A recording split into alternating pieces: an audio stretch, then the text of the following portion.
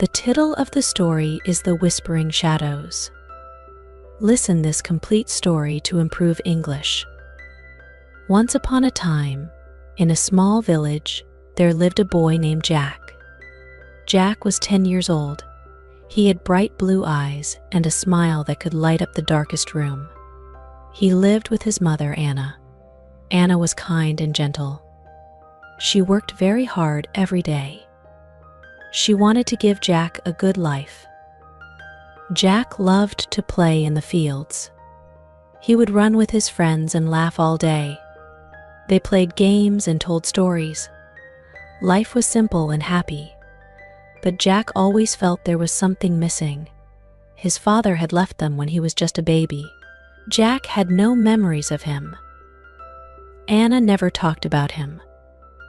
One day, Jack found an old box in the attic. It was covered in dust. He opened it slowly. Inside, he found a diary. It belonged to his father. Jack took the diary to his room and started to read.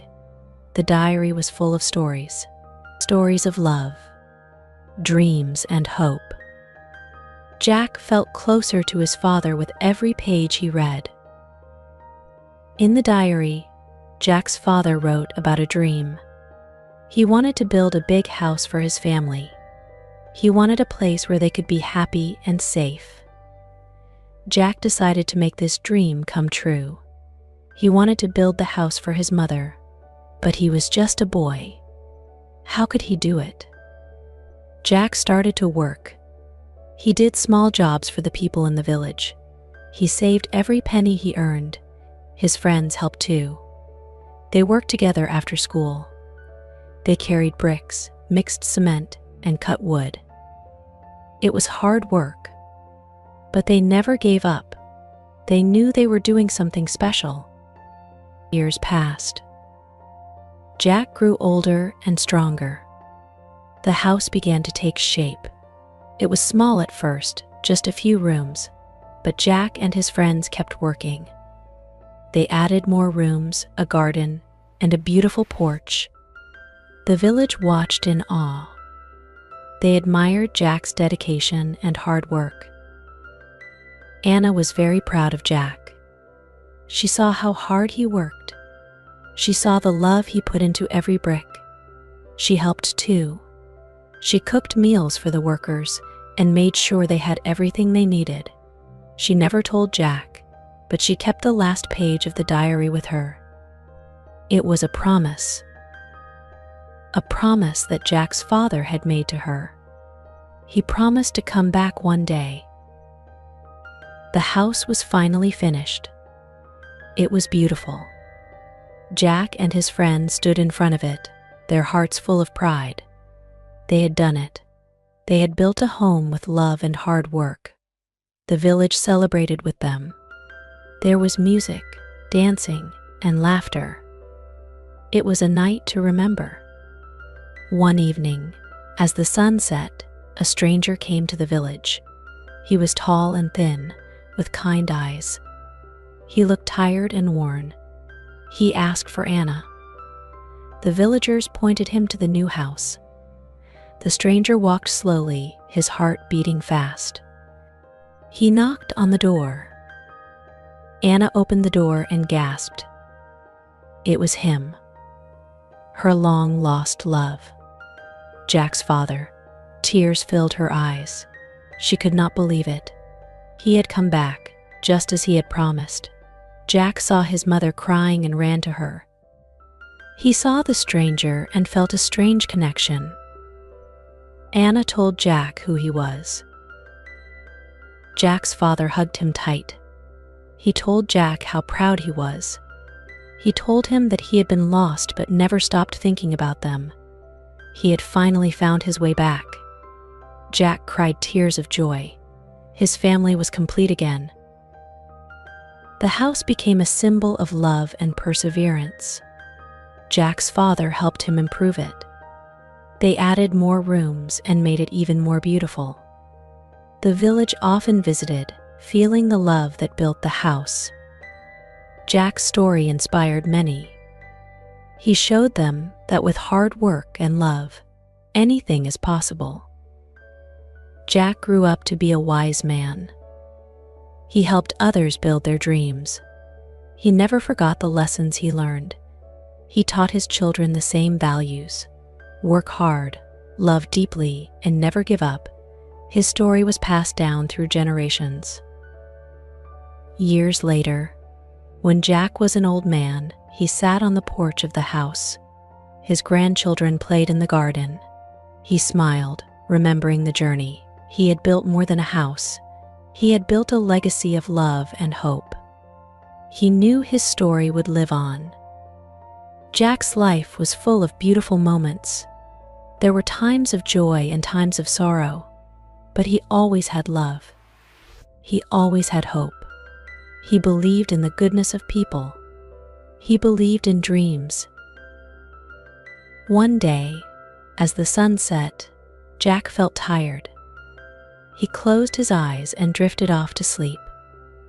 He dreamed of the fields where he used to play.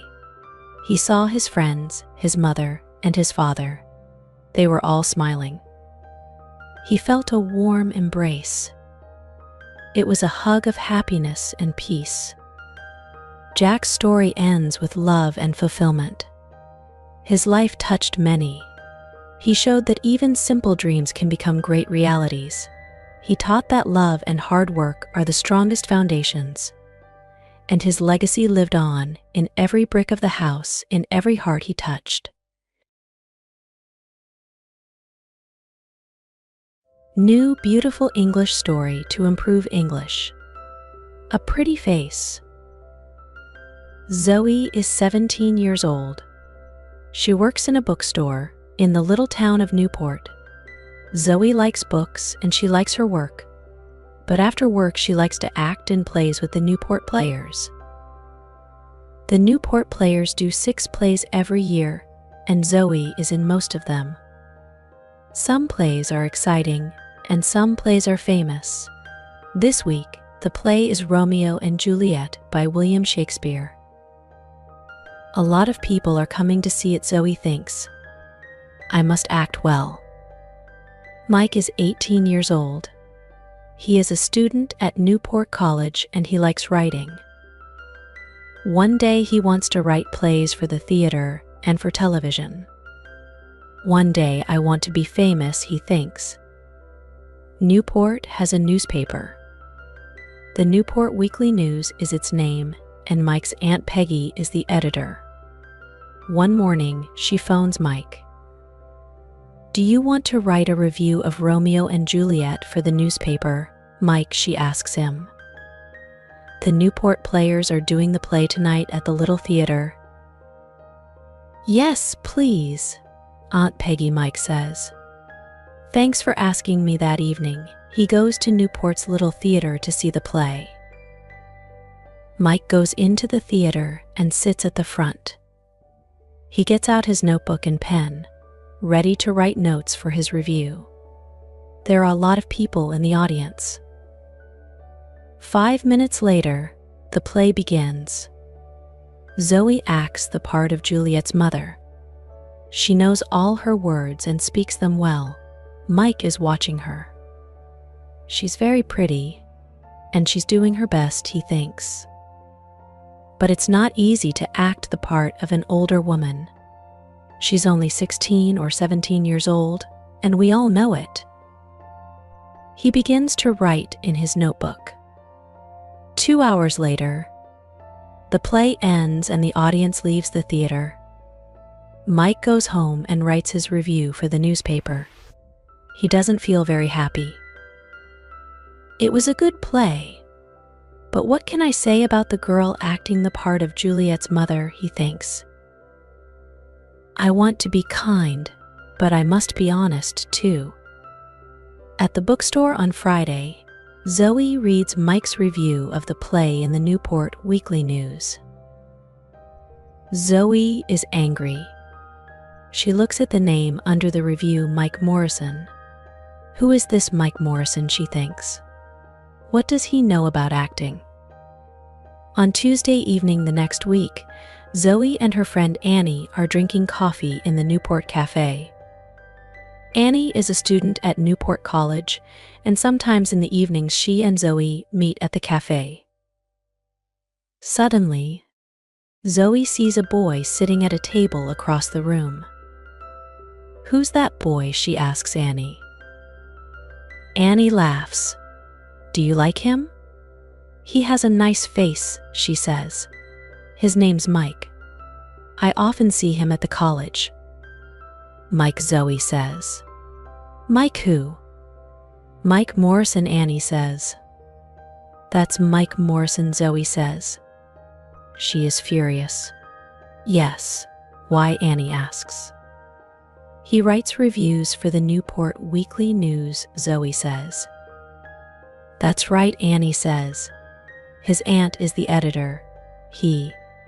Oh," she stops suddenly and looks at Zoe. "The review of Romeo and Juliet." "Right," Zoe says. "Do you remember it?" Zoe Baker acts the part of Juliet's mother. She has a pretty face and she speaks her words well. But she is a young girl in an older, furious, very woman's costume, and we all know it. Nice face or no nice face, I hate him. Annie laughs. "Okay, go and tell him," she says. "Go and say, 'I hate you, Mike Morrison. You write stupid reviews for the newspaper, go on.'" But Zoe isn't laughing. "Yes, all right," she says furiously, and she begins to get up from her chair. Then she stops suddenly. "What's wrong?" Annie asks.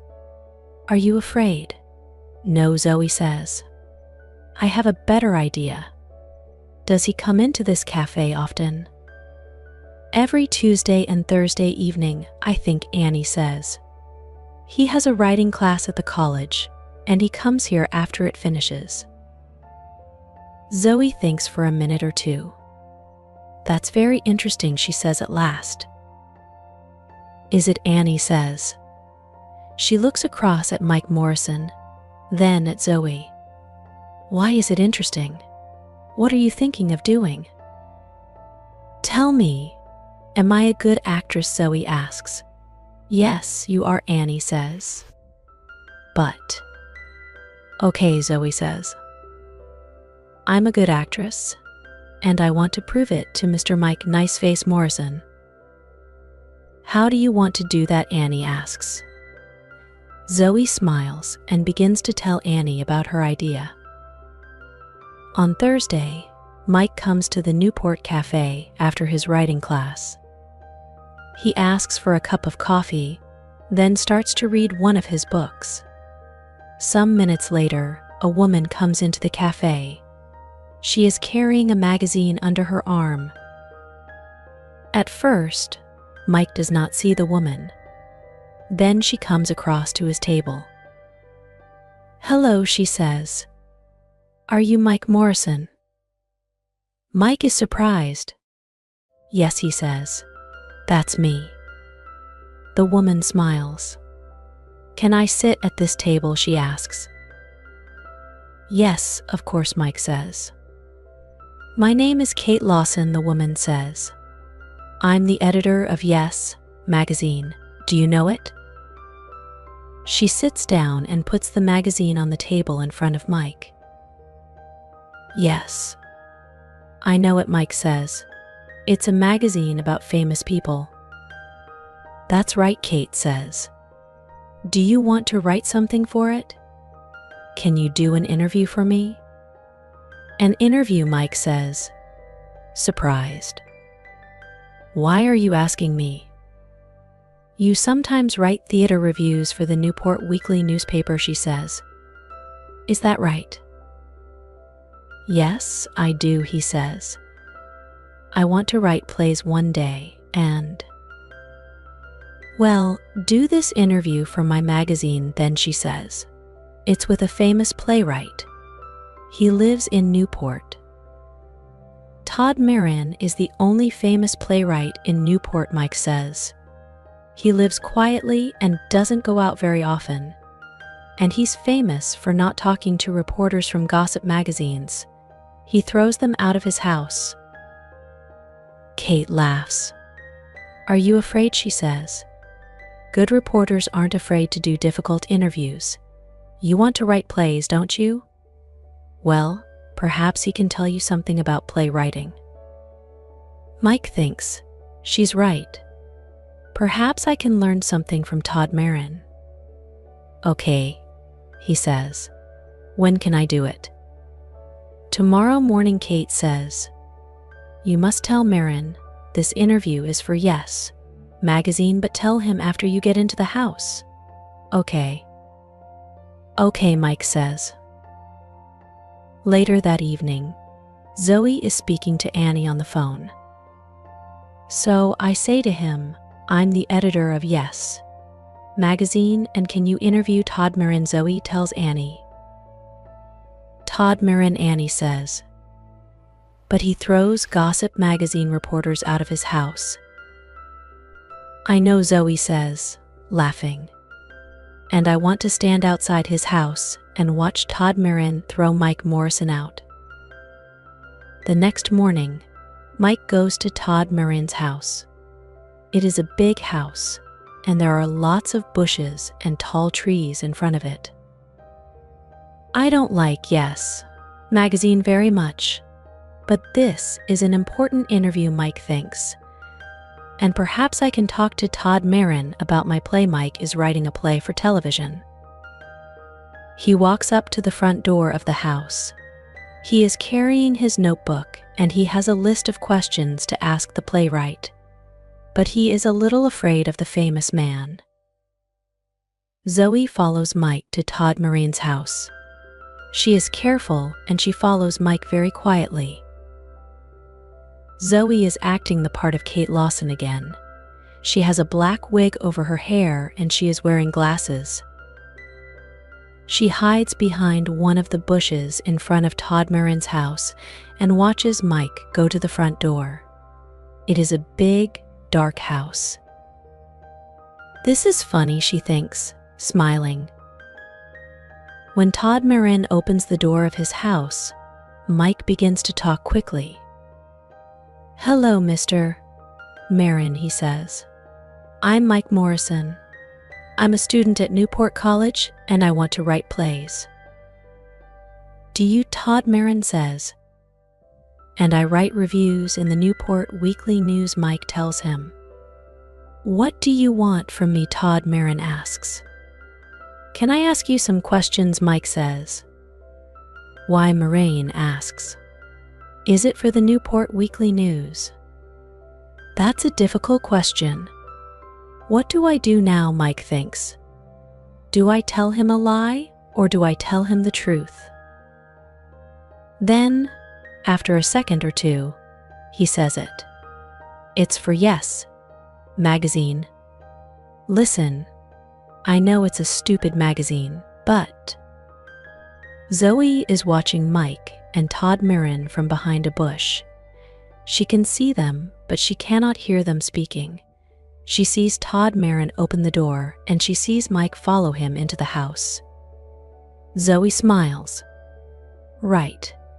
He's in the house, she thinks. Now let's wait for Todd Marin to throw him out. Todd Marin takes Mike to his study. There are hundreds of books in the room and a big desk. Todd goes and sits behind the desk. "Thank you for telling me the truth," he says to Mike. "I can see you're an honest young man. You can ask your questions, but not for Yes Magazine. You're right. It is a stupid magazine. I hate gossip magazines. Why do people write for them?" "Because they pay a lot of money, I believe," Mike says. Todd Marin laughs. "Yes, you're right again," he says. "But you can write about me for the Newport Weekly News. Is that okay?" "Yes, that's okay," Mike says, and he smiles at Todd Marin happily. "I like to help young writers with ideas when I can," Todd says kindly. "Sit down." Mike sits down, puts his notebook on Todd's desk and opens it. I read your reviews in the newspaper sometimes, Todd says. They're very good. Well, I think they're okay, Mike says. But I want to write for the theater, for TV, and for movies. I'm writing a play now. Are you? Tell me about it, Todd says. Can I, Mike asks. Well, it's about a boy and a girl. A boy and a girl. That's right. They. Todd Marin sits back in his chair to listen, and Mike tells him the plot of his play. Mike is very nervous, but Todd Marin does not speak. He smiles at Mike, and he listens to him very carefully. When at last Mike stops speaking, Todd says, "Thank you. That's very interesting.